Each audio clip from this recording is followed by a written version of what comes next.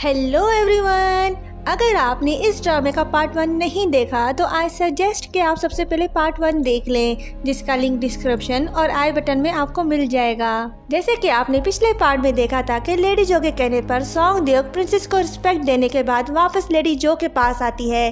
Lady जो कहती है कि तुम वापस आ गई, तुम यकीनन डर गई होगी लेकिन तुमने अच्छा किया। सॉन्ग देओक कहती है आपने मुझसे ही क्यों कहा। लेडी जो कहती है ये एजाज सिर्फ किंग के वुमेन को ही मिलता है और ये हर कोर्ट लेडी का विश होता है, यकीनन तुम्हारी भी यही विश होगी।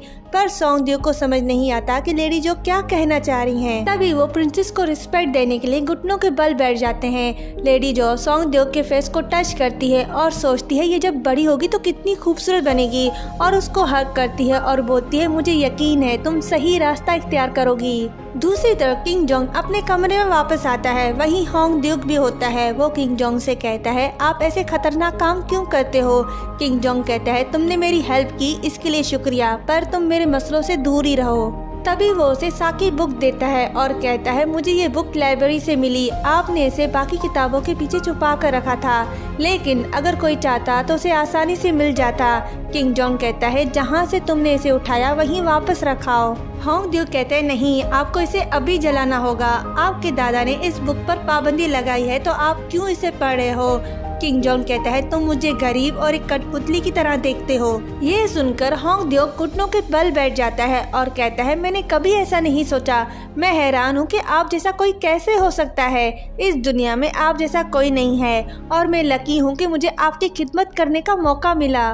जब आप तख्त पर पहुंचोगे तो आप एक नई दुनिया देखोगे और मैं उस दुनिया को देखना चाहता हूं। मैं हमेशा आपकी खिदमत करना चाहता हूं। किंग जोंग कहता है मुझे पता है तुम हमेशा मेरे साथ ही रहोगे, क्योंकि मेरे दादा ने तुम्हें मेरे पास भेजा है ताकि तुम मेरे हर काम की खबर उनको दे सको।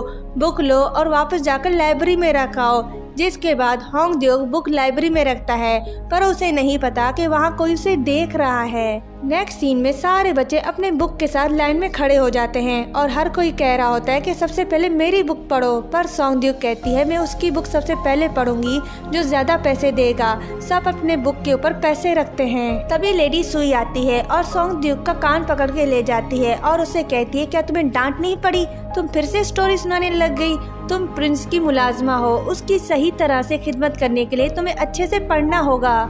सॉन्ग देओक कहती है सच बताओ तुम्हें प्रिंस की खिदमत नहीं करना चाहती। ये सुनकर लेडी सुई उसके सर पे मारती है और कहती है ये तुम कैसे कह सकती हो, कोर्ट लेडी की हैसियत से ये तुम्हारा फर्ज है कि तुम प्रिंस के बारे में सोचो। तुम्हें पता भी है अगर प्रिंस को कुछ हुआ तो तुम्हारे साथ क्या होगा। जिसके बाद लेडी सुई सब बच्चों को एक कमरे में ले जाती है जहाँ उनको साकी बुक का बताती है कि इस किताब पर पाबंदी है और अगर किसी ने पढ़ी तो उसे सजा दी जाएगी। बहुत पहले किसी ने ये बुक पढ़ी थी जिसके बाद उसका सर कलम कर दिया गया था। फिर लेडी सुई कुछ लिखती है और सॉन्ग देओक से कहती है तुम पढ़ो, जिसमें लिखा होता है कि तुम्हारी माँ एक नौकरानी है। फिर वो कहती है सिर्फ एक पोएट्री की वजह से राजा उस किताब से नफरत करता है। याद रखना कि तुम में से कोई भी ये बुक नहीं पढ़ सकता, ना ही रख सकता है। फिर हम देखते हैं कि लेडी सुई और सॉन्ग देओक सो रहे होते हैं। सॉन्ग देओक उठ जाती है, वो लेडी सुई को उठाती है कि मुझे वॉशरूम जाना है, पर लेडी सुई गहरी नींद में होती है, नहीं उठ पाती।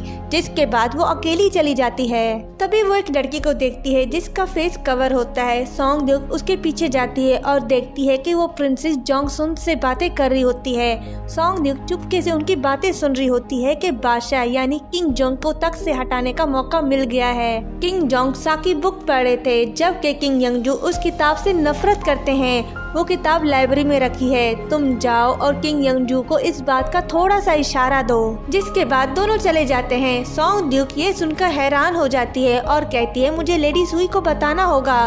फिर सोचती है कि मैं तो प्रिंस की कोर्ट लेडी हूँ और वो मेरे आका हैं। जिसके बाद वो लाइब्रेरी की तरफ भागती है। उसके बाद किंग जोंग को दिखाया जाता है जो अपने ग्रैंडफादर यंगजू के महल के बाहर सर झुकाकर कह रहा होता है कि मैंने बहुत बड़ी गलती की, मैं दोबारा ऐसा कुछ नहीं करूँगा, ना कभी आपको निराश करूँगा, आप मुझे माफ कर दें। किंग यंगजू गुस्से से बाहर आता है और अपने मुलाजमों से कहता है कि मुझे वो बुक ला कर दो जो इसने अपने हाथों से पढ़ी है, इससे पहले कि मैं इसे इस तख्त से अलग कर दूं। जिसके बाद वो बुक ढूंढने लाइब्रेरी जाते हैं और हर तरफ ढूंढने लग जाते हैं। तभी वहाँ होंग ड्यूक आता है।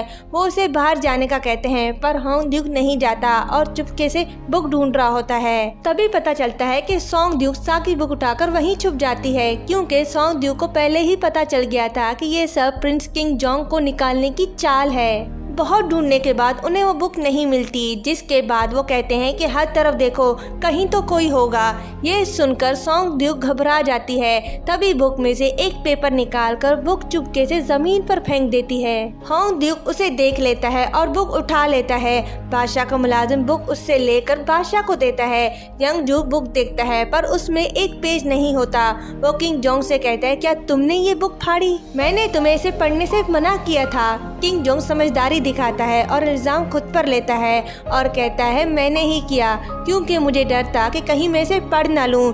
ये सुनकर किंग यंगजू बहुत खुश हो जाता है और उसे गले लगा लेता है। उसके बाद किंग जोंग अपने कमरे में वापस आता है। तभी होंग ड्यूक आता है। किंग जोंग उससे पूछता है, क्या तुमने उस बुक से पेज अलग किया? होंग ड्यूक झूठ बोल देता है और कहता है, मैंने ही किया। जिसके बाद किंग जोंग उसके पास जाता है और उससे कहता है, तुम्हारा बहुत शुक्रिया, तुमने आज मेरी जान बचा ली। मैं ये कभी नहीं भूलूंगा और अब हमेशा मेरे साथ ही रहना। नेक्स्ट डे किंग जोंग के सामने सारे कोड लेडी की बच्चियां जा रही होती हैं। वहीं पर वो सोंग ड्यूक को ढूंढ रहा होता है पर उसे वो नजर नहीं आता। जिसके बाद वो मायूस हो जाता है और खुद से कहता है, अगर मैं तुमसे दोबारा मिल पाता तो तुम्हें शुक्रिया कहता, क्योंकि जिस वक्त मैं तकलीफ में था तुम मेरे साथ थी। लेकिन अगर तुम मुझसे दूर हो तो ये तुम्हारे लिए अच्छा है, क्योंकि जो भी मेरे साथ होता है उसके लिए खतरा ही होता है। तभी पीछे से सोंग ड्यूक भागती हुई जाती है पर किंग जोंग उसे नहीं देख पाता। सोंग ड्यूक अब बड़ी हो चुकी है। वो अब अच्छी राइटर के साथ लाइब्रेरी की केयर टेकर भी है। वो भागते हुए कहीं जा रही होती है कि तभी वो किंग जोंग से टकरा जाती है। क्या किंग जोंग सोंग ड्यूक को पहचान पाएगा कि ये वही लड़की है जिसने उसका बुरे वक्त में साथ दिया था?